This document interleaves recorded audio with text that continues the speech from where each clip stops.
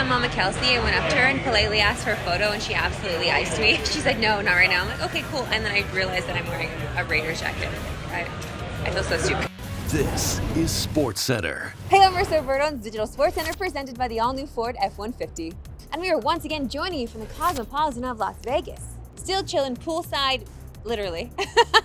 And today is the day Super Bowl Sunday is officially here. And today's game could be a defining moment when it comes to the legacy of Patrick Mahomes. Because when looking at the most rings all time among quarterbacks, a win today puts him in a tie with Troy Aikman for 4th all time. And he's still just 28 years old. But he has a long way to go before catching Brady. When comparing the two, Mahomes has a slight edge in terms of winning percentage, yards per game, and touchdown to interception ratio. And while today will be Mahomes' 4th Super Bowl, it's crazy to think of him getting to 10 like Brady. Now, outside of Mahomes and his legacy, the next biggest story, and arguably the bigger one, is of Travis Kelce and Taylor Swift. Our friends at FanDuel have some pretty crazy odds when it comes to Taylor props. But if you really want to lean into the Taylor hysteria, just bet one that could actually happen. Well, unless you watched what David Sanchez hit from yesterday when he said do the opposite. And that's Travis Kelce to win MVP, which you are getting great value on. I know I'll be making that bet. Now, on the Niners side of things, it really feels like Kyle Shanahan has the most pressure on him.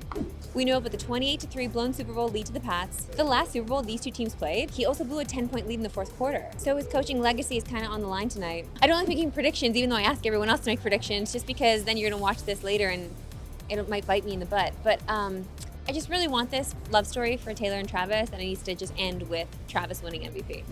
And you can watch the Super Bowl today on TSN and CTV at 6 Eastern, 3 Pacific. And pregame coverage is already going on CTV, so tune in there now. Well, actually, no, you can tune in there now, but also watch us at the same time. This is the point of the show. You gotta dual screen it. Time now for the Ford Smart Predictions presented by the all-new Ford F-150. We've been in Vegas for a week now. We talked to a ton of people, and one question we had to ask all of them was a prediction on who's going to win today and why. An up-and-coming star in our midst right here. I'm assuming you have a prediction for how this game is going to play out. What do you see happening? Yeah, I mean, it's. I think either team can win the game. They're both really good. I'd probably have to give the edge to the Chiefs just because they've been there, they've won it. I like the Chiefs. I like the Chiefs money line. I like the Chiefs +2 as well. I don't understand why they're underdogs in this one. I don't understand how Patrick Mahomes is an underdog to Brock Purdy. I am a big Christian McCaffrey fan, teammate of mine in college, and I think he rushes for like 11 touchdowns. I think that Travis Kelce is going to win. The whole Just period. Thing. Just in life. Seems like things are going pretty well for old Travis Kelce. Do you have a winner in your mind? Yeah, so I had played in San Fran at one point in time, so I'm going for the Niners. It's a tough pick, isn't it? Because both teams are so good. Yeah. I mean, the Chiefs have been to the Super Bowl 1,000 times, so you respect them.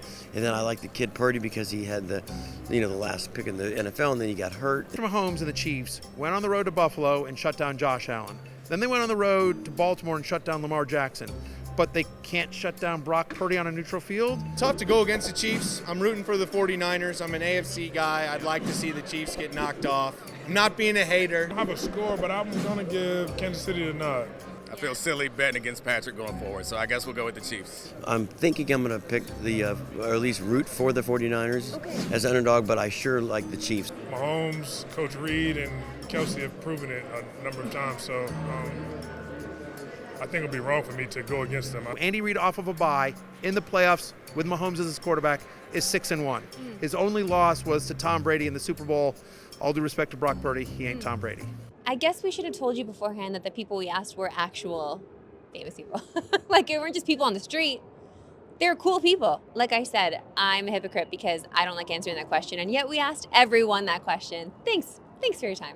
All right, we may be on the road here in Vegas, but that doesn't mean we aren't closing out the season with some fast facts. You know the deal. Let's toss 40 seconds on the play clock and see how many of these I can get through without the wind ripping in my face. Patrick Mahomes is 11-1-1 in his career against the spread as a dog, including 3-0 in the playoffs and 10-3 in those games outright. The Chiefs are 1.5-point underdogs today. The Chiefs are the third team to win, with 4 Super Bowl appearances in a 5-season span. The only other teams are the Patriots from 2014 and the Bills from 2014 to 18 and Bills from 1990 to 93. The Chiefs have scored on their opening drive in 8 straight playoff games. They are minus 106 on FanDuel to score first today. The 49ers win today would become just the third franchise to win 6 Super Bowls, joining the Patriots and Steelers. Only one Super Bowl in NFL history has gone to overtime. Super Bowl 51. Super Bowl 51. Super Bowl 51. Dang it. He put the Roman numerals in there. How am I supposed to know what that is? Nobody knows Roman numerals, okay? I don't even know why we use them. God. You can watch Super Bowl Sunday today on TSN and CTV at 6 Eastern, 3 Pacific, with pregame already going. Time now for Built F-150 Tough, brought to you by the all-new Ford F-150. And we know football players are some of the toughest athletes out there. But who is the toughest of them all? Time to find out. Steve-O, would you say the toughest guy in the NFL? The toughest guy in the NFL? Who, me? Yeah, you. You asked me, do I think? Yeah. I think the guy to my left is probably one of the toughest guys in the NFL, Trent Williams. How do you not go your brother? Joey's pretty tough.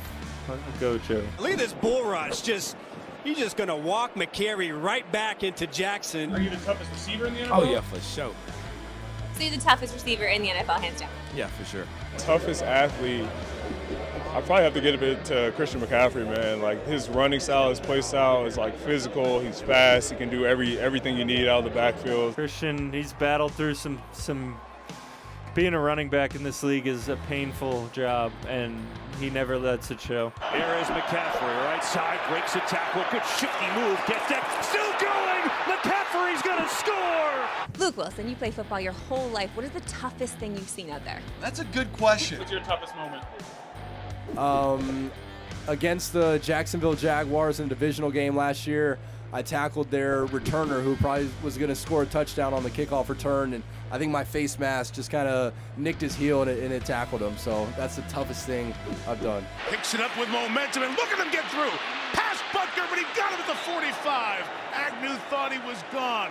What a play by Harrison Butker! I think my rookie year, there was a double team I had when we were playing New England, and like the guard was 325 pounds and the tackle was like 370 pounds. So together you're looking at like 700 pounds of double team. That was damn tough. Man, I've seen guys break bones, popping back into place, dislocated fingers. I mean, I've seen it all. It's wild that, I mean, fortunately as a punter, I don't have to endure all that. I get to see it happen, but it's super cool to see the toughness of the guys, of our teammates and past teams, whatever it may be, just how tough the guys really are.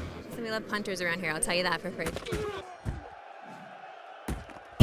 Are you tired of seeing Taylor Swift ruin your football? Do you find yourself in comment sections typing or liking disparaging words about her? You aren't alone and your feelings aren't unique. In fact, Taylor already wrote a song about you in 2010 called Mean. You're telling me you'd rather be washed up and ranting about the same old bitter thing instead of being like Super Bowl champion Drew Brees? Are you enjoying all this attention that Taylor Swift is bringing to the NFL from non-endemic? Yeah, I am actually. I am. I think she's brought probably fans to the game that may not have been fans before. If they were turning on the TV hoping to see her in the suite, but then happen to watch the game and develop a love and a passion for it, then I think that's a great thing. Brees knows what's good. There should be no debate that Travis Kelce is winning at life, and Taylor Swift is a mastermind. This fairy tale is all by design. Taylor wrote a song called You're On Your Own, Kid, and the simple line of So Make the Friendship Bracelets lit the fuse of millions of fans, celebrating Taylor's first tour since her Reputation era by making friendship bracelets and trading them at every venue. Travis Kelce made one too in the hopes of meeting Taylor. Instead of song lyrics or album names though, he put his phone number, simple, clever. Let's fast forward to 300 takeout coffees later, and this very moment at Super Bowl 58. Taylor's favorite number is 13. This will be the 13th Chiefs game she's attended. Their opponent, the 49ers, 4 + 9, 13. Today is February 11th, 2 + 11 is 13. And she was on a 13-hour flight from Tokyo to see her man here in Las Vegas at Super Bowl 58, 5 + 8, 13. You know I'm keeping it 100 with this. 100 minus 13, 87, Travis Kelce's number. So what I'm saying is you can cry in the comments all you want, but I promise you it is far more fun going all in on the serendipitous love story between a football star and an international music legend, rather than just being mean. All right, let's finish the show with something fun, because this week we've had a ton of adventures and some really great events. But nothing was better than a random burger eating competition at the Luxor between Saints defensive end Cam Jordan and 2 random fans. Oh yeah, and the contest was emceed by Max Crosby of the Raiders. Let's close out Super Bowl week with one more Roberto on the go. This is a burger eating competition at Public House. I can promise you one of these 3 contestants will be vomiting at the end of this challenge. I'm gonna let you guess who before the end of the video. We got Cameron Jordan of the New Orleans Saints, Raider Nation's own Max Crosby hosting. But can Chris do it? Could you do it? Oh yeah? Okay. Cam wasn't focused though. He kept stopping to tell stories, which I love, but it's kind of disrespectful to the sport of eating. The legend himself. Wait, Joey Chestnut is here? No way. That's right, Joey Chestnut just rolls in because this is a 3-star difficulty food challenge and he's here to offer some advice. It's not gonna eat itself. Keep going. I'm 2 burgers in, man. Just get it done. Less talking, more eating. Joey Chestnut, real quick, how are ya? Josh. I need to know what you're eating at a Super Bowl party. Oh my God, I'm on a liquid diet tonight. How quickly are you doing that? If I was doing it, I think I could do it in like 10 minutes pretty comfortably. Yeah, no one's beaten Joe. Even with 30 minutes on the board, eating 4 loaded double cheeseburgers, a basket of loaded fries, and 22 ounces of milkshake is just not enough time for most people not named Joey Chestnut. Even if you are a defensive end in the NFL. 3, 2, 1. Oh.